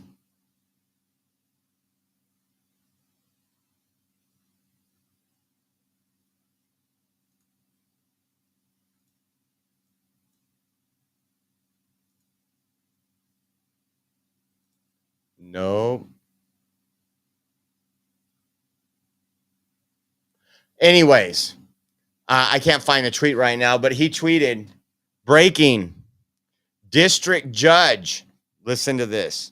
District judge orders Trump administration and Elon Musk to return the astronauts back to the space station.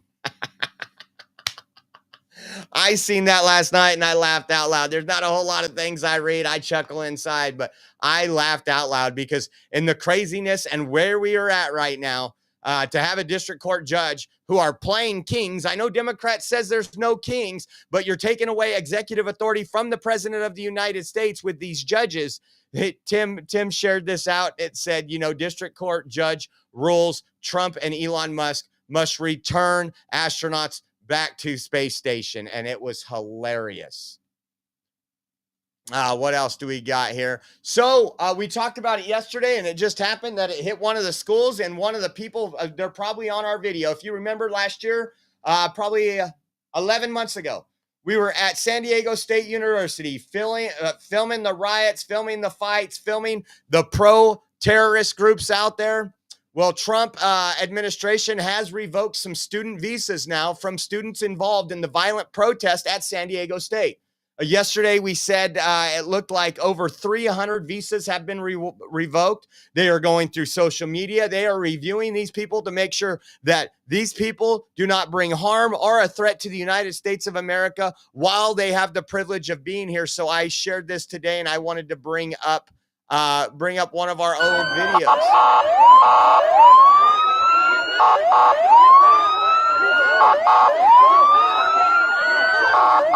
Look at him fighting up with the police, going back and forth.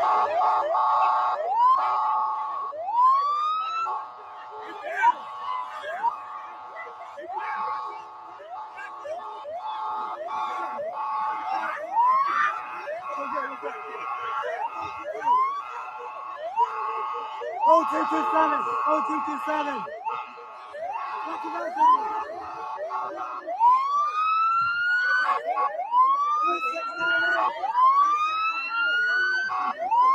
So that was some of our coverage. Some of you might have remembered we were live at that time that day at San Diego State. So there's some people that are upset now that those people that are doing that, that were privileged enough to get permission to attend college here in the United States. And we got more about attending college. I didn't realize the numbers of people because we keep bringing up China. I didn't realize how many of their students got educated here in the United States and how many of our students don't get educated there. It doesn't seem like equality to me, but Democrats have no problem with that. Take a look at this. The AP, a judge in Texas has temporarily barred the U.S. government from invoking the Alien Enemies Act to deport Venezuelans held at a facility in the state. So we literally, and I think there's been 2 judges now, we just had the Supreme Court rule on this, that the Trump administration can continue to deport these terrorists, because they've been labeled terrorists now, these Venezuelan gang members, using the Alien Enemies Act. And now we're having rogue judges go against the Supreme Court, it seems to me. Listen to the article. Judges in Texas and New York on Wednesday said they would temporarily bar the U.S. government from deporting Venezuelans jailed in parts of those 2 states while their lawyers challenged the Trump administration's use of a rarely invoked law giving presidents the power to imprison and deport non-citizens in times of war. The judge took actions after civil rights lawyers sought to protect 5 men identified by the government as belonging to the TDA gang, a claim their lawyers dispute, but the judges said some others in their judicial districts similarly situated would also be protected. The judicial moves were the first to occur after the U.S. Supreme Court on Monday ruled the administration can resume deportations, but deportees must be afforded some due process before they're flown away, including reasonable time to argue to a judge that they should not be deported. Are they here illegally? Okay, heard the case. That will make America golden again. Let's see what else we have up here. I just love how stupid. Again, if this is your party, Democrats, if this is what you want to be, stand with it. Own it. But here's one of your spokespeople right here. Okay, if you come into the country illegally. I don't think anybody disagrees with that. 7 million means that they're not just going after criminals. Well, they're going after people who are in the country illegally, right? Yeah, I know, but I'm saying the criminals, this is a much bigger universe. Doesn't that make you a criminal? No, it doesn't. To come across the border? This is the narrative legacy media, the failing legacy media is now utilizing. It's not against the law to come into the United States illegally. Own it, Democrats, own it. Illegally? Coming into the country illegally is a civil offense. It's not a criminal offense. Okay, if you come into the country illegally, here's the message. We're going to find you and send you back. I mean, I'm sorry, that's the way it is. And I think the government should pull all the levers at its disposal to find people and pull this off. It's what the American people asked Donald Trump to do. Yes, they should be deporting violent people. Yes, they should be deporting people who committed violent acts before they came here. But at some juncture, if you're going to allow any illegal immigration at all, the message then goes out. Just get here. It'll probably work out for you. That was the last administration. This is a different one. I don't think anybody can't make this stuff up. Disagrees with that. 7 million means that they're not just going. Again, and I'm just going to give a little bit of advice to Democrats. Instead of fighting Trump on every single thing you can. You said you cared about DACA. Tell Trump, say, hey, we want to come to the negotiating table. Now, they won't do this because, again, the reason why they need illegals into this country is to stay in power. It gives them representation because, unfortunately, they're counted in the census, what needs to stop. If we stop counting illegals in the census, we would be okay, and they would lose a lot of representation. But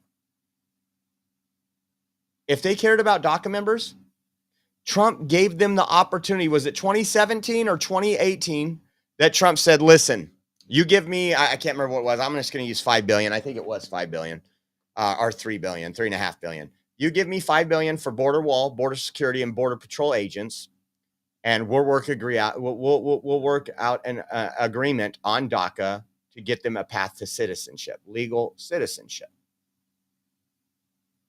Democrats said, nope. Then Democrats stole the next election saying, we need you. We want you to be citizens. Had the House, the Senate, and the presidency, and did absolutely nothing to make DACA legal. Again, you guys are just pawns to them. Trump has offered DACA a path to citizenship just so we could have funding for a damn wall to protect our country. And Democrats said, nope. It's absolutely insane. Take a listen to this. Scapegoat immigrant, liberty, civil liberty. This is sickening. Rep. Chuy Garcia, a Democrat out of Illinois, dismisses the murder of Laken Riley, Rachel Morin, and other Americans killed by illegal immigrant gang members as Republicans lifting up some tragedies that have involved immigrants committing a few crimes. Again, own it, Democrats. You're okay. I remember when they said one death is too many. Wear a mask. If you can wear a mask and prevent one death, you are doing your part. That is humanity. How many remember that? We interviewed them. We laughed at them. They wouldn't talk to us because we didn't have masks on during COVID. Take a listen.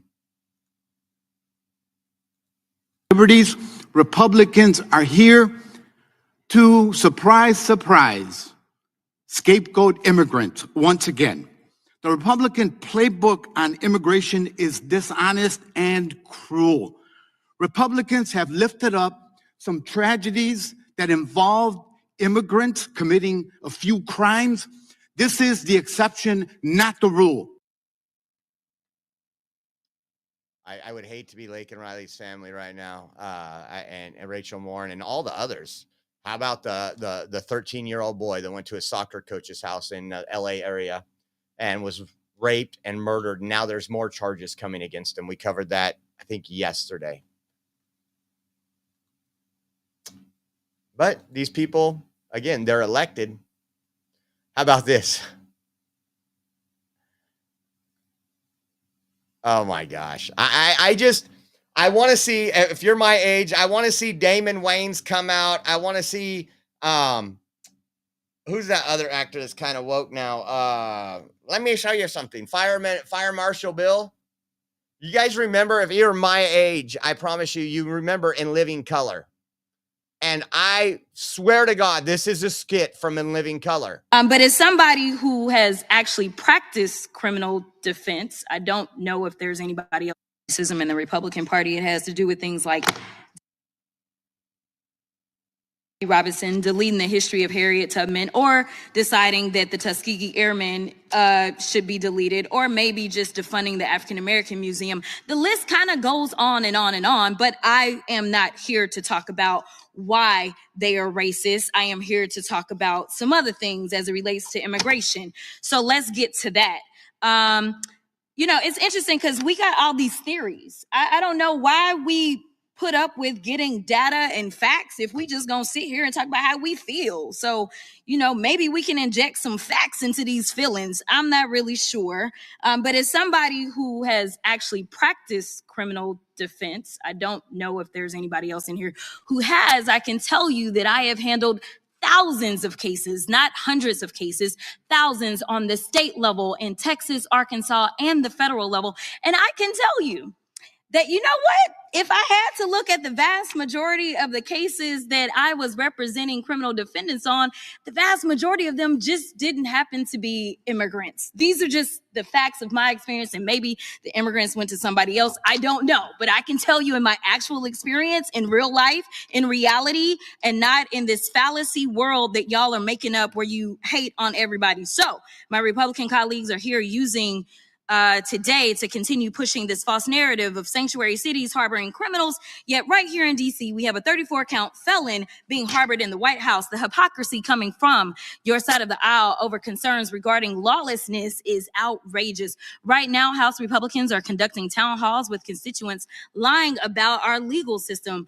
That quote, there is no due process if you come here illegally because you violated the law. That immigrants, quote, are not entitled to due process. Nowhere in the Constitution does it say that. Oh my gosh. I think this person shares a gene with Dylan Mulvaney. The person that's always wearing woman face. That's they both act kind of the same way. She was caught walking out and had nothing to say to a very simple question. Should proof of citizenship be required in order to vote in U.S. elections? Hey, Congresswoman Crockett, should proof of citizenship be required?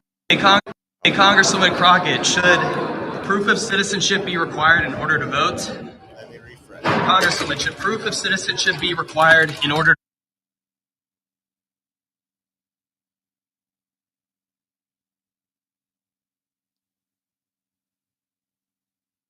Should proof of citizenship be required in order to vote? Why is this thing doing this?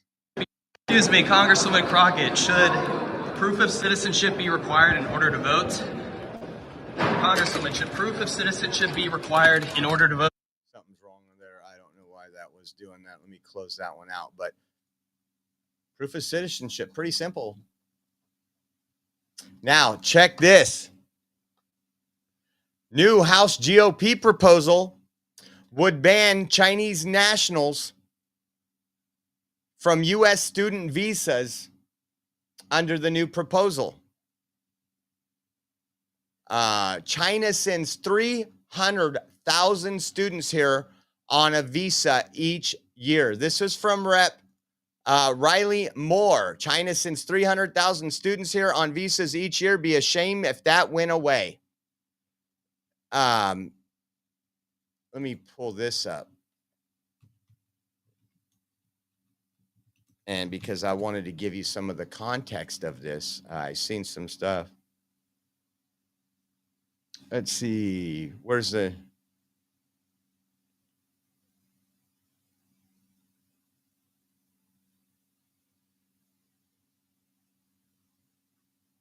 Trying to see what the numbers were really quick. I hope this passes. I really do. We need to stop educating. I don't care if they're bringing money here, if they're paying for it or not. Now, let me pull up this.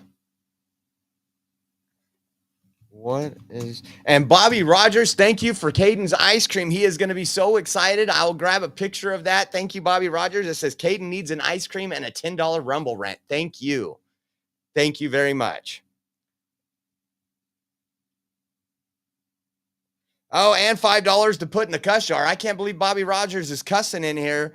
And Patty Voss. We got Patty Voss in the house. I just seen it pop up on the screen. Patty, thank you again for helping us out. Thank you for everything you guys do. We are 100% viewer funded, and we can only do this if you guys allow us to. So thank you for the blessing.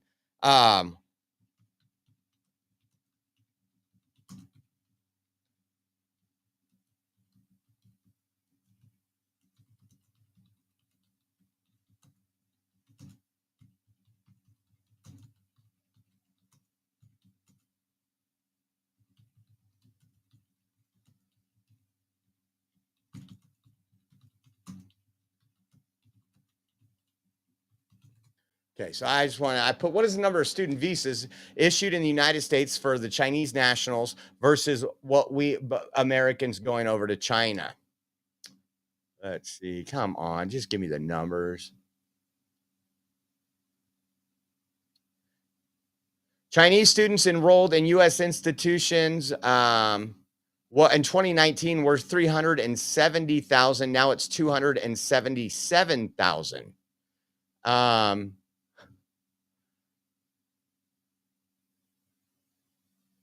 And then it's not even 1,000 Post on X, and let's see, 469 is the most recent data. So 469 students come from the United States to go learn in China. They give us 469 student visas, and we give them anywhere to the approximately 277,000 to over 250,000. So let's revoke those visas. Let's not issue anymore. Again, I'm sorry, go to another country to learn. And then again, this was a great one. We are trying our damnedest. We have been pushing all kind of stuff on these tariffs, and some of the tariff stuff isn't just about trade. It's about fentanyl. We covered a story at the beginning of the show, if you guys weren't here, about a couple years ago, a 2-year-old died from fentanyl overdose. Fentanyl is destroying communities. I mean, a lot of drugs are destroying. Alcohol is destroying communities, but fentanyl is something we can prevent. And that's why some of this, and check out this. This was Kash Patel. They did a huge 48,400 pounds of illicit narcotics worth over $509 million are now off the streets of America. Take the United States Coast Guard, from HSI, from FBI, we're here today because of your dedicated leadership to safeguard American lives, because you have the courage to follow President Trump's courage to put our children first and to make sure that the narco traffickers, and make no mistake, this administration has labeled them foreign terrorist organizations because that's what they are. There is no lethal force on planet Earth that is responsible for an overdose death of an American citizen every 7 minutes. More so than these federal terrorist organizations, foreign terrorist organizations. We are humbled to be a part of this Department of Justice, and we are going to continue to safeguard our streets. This is what it looks like when the United States whole of government approach brings every resource to bear, from the Department of Defense and the United States Coast Guard, from HSI, from FBI, from DEA, and so many others. They are going to get all the drugs off the streets, off the markets, and as Attorney General Bondi said, we are going to lock them up. They are no longer going to be free to roam. We are going to dismantle the next man up theory that has been breeding in these Mexican cartels for generations. No more. We are here today because of your brave work. The men and women of the FBI that I lead, I'm humbled and honored to be here in South Florida, where I spent so much of my career before I moved to Washington, D.C. And looking around, I'm awe-inspired by the fact that when you take the rules and regulations that blockaded these brave men and women of law enforcement, military, and you unshackle them, then you should look at this seizure, and you should see how much it multiplies, and see how many children and how many young adults and how many adults' lives that we have just saved. They did it. We're fortunate to be their leaders. We're humbled to be here. And you will see this happen across the country, because this is not a one-off for General Bondi. That's great news, man. $509 million worth of narcotics. That's what I want to see. That's what I want to see. Man, I can't. We're already over 2 hours, guys. Over 2 hours on the show. There was a lot to cover, and we will be back a little later. Don't forget, guys, we do have a raffle going on. So anybody that donates $10, Bobby got in, Patty Voss got in. Anybody who donates $10 or more. So if you donate $30, you get 3 entries in. The links are on. Some of the links are on the bottom. Venmo at Oreo Express, givesendgo.com/Oreo 2024. We also have Cash App, $Oreo Army. And we have, what else? We have Zelle on our website. Head over to our website, theoreoexpress.com. Click the donate now button. It has all those links on there. You can do Zelle, Cash App, Venmo. If you can't remember them while you're on the stream, just go to our website. They'll be on there. And this is what you are entered to win. Friday, we will be doing a raffle. So if you're entered, like I said, you do $30, you're entered 3 times. We do the raffle live. And then we ship out all these goodies. Check this out. The Donald Trump lives here. Check that out. That's the stamp that you got to put on every single bill you get. and check that out. That will be that'll be a good keeper for some of you. The Keep America Great Trump can koozie. It's even got the Trump hair. Great for the spring barbecues, the picnics, and 4th of July. We have a sign for you all, 8 by 12. It says, "Notice this place is politically incorrect. We say Merry Christmas, one nation under God. We salute our flag and give thanks to our troops. If this offends you, leave." And we, the people, have had enough decal. Again, I think we've had enough of these Democrats.